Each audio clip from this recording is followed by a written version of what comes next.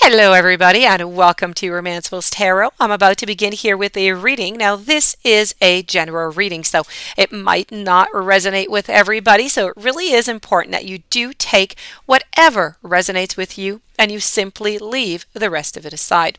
If ever you do have any questions, you would like your own reading, please do not hesitate. It will be my great pleasure to assist you.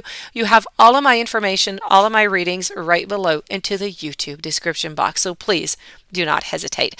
Also, if you do enjoy the channel, you have not yet subscribed, please do take a brief moment of your time to click the subscribe button to show your support to the channel and to myself, and it is always and greatly appreciated, and I do thank you so very much. So with no further ado, let's begin this reading. This is a reading with the universe. The universe has some true love and some romance messages for you, universe style. So let's go and see what this is.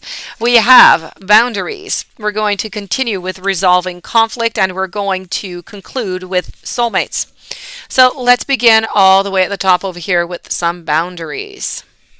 Now, this, of course, is all about having a clear, a healthy sense of self, and it is a great foundation for love. So most people, we all understand the concept of healthy boundaries, but we aren't always sure how to put them into practice.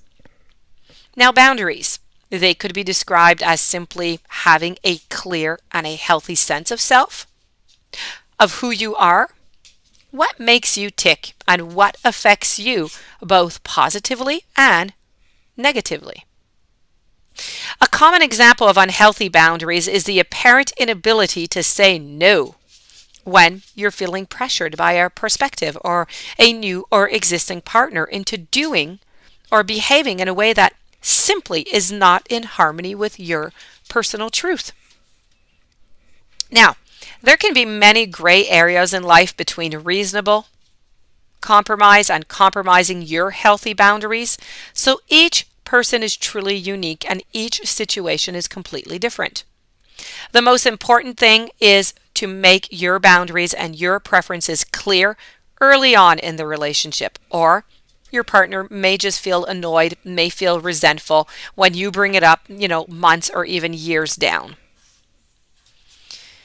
You have received this message today, very important, by the universe, because it is time for you to look at the way that you have set your personal boundaries in the past as well as into the present. You need to take a gentle look at what these boundaries have created for you in your life so far and resolve to reset them whenever it's necessary. So ask your angels and your guides to support you in communicating more lovingly and clearly, but from now on. Moving on forward now to your following message. We're going to be speaking here about resolving conflict. Now, this is about embracing the opportunity to create a greater understanding and a connection, but with your beloved. Misunderstandings, disagreements, arguments, and conflicts, they can all be very distressing in a relationship, especially with someone that you really love. So whether we like it or not, conflict, it does occur, even between people who are extremely compatible. Now, for most people, it's not possible to completely avoid the conflict in a relationship, so what is the solution, you might ask? Conflict actually presents an amazing opportunity. When a disagreement or a misunderstanding arises, it's offering you a wonderful chance to understand yourself and your partner and both of your communication styles, but more clearly. When you become curt or angry with each other, what you are really saying is, I don't feel listened to, or I don't feel like you care what I think or what I want. The real reason conflict arises is because someone feels afraid or someone feels hurt. So, fear of not having our needs met and the hurt that we experience when our feelings are seemingly overlooked are the most common reasons for attacking another while defending ourselves. Now, you have drawn this message today because healing your fear of any type of conflict is going to benefit the quality of your future and existing relationships. So, of course, being human means that you are going to occasionally experience conflict, whether you see, yourself as the passive or as the aggressive one, the victim or the perpetrator. It doesn't matter which side you're on. It is simply a dynamic that we all experience on occasion. So the next time you find yourself in a disagreement with someone, don't run away. Don't ignore it. Don't become, aggressive. You need to embrace the opportunity to understand them, yourself, and the situation simply more clearly. So the key to unlocking the grip of conflict and shifting the conversation to a healing level is simply asking, what do you really mean by that?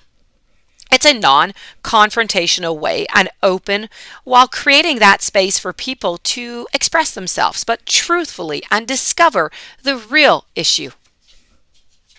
Now, asking this question in a calm manner just makes it clear that you genuinely want to know. So when you ask, what do you really mean by that? Your supposed adversary might just begin to understand that, you know what, you do care. You are looking for some type of resolution, for a type of healing, and a mutual satisfaction is completely possible between you and your partner.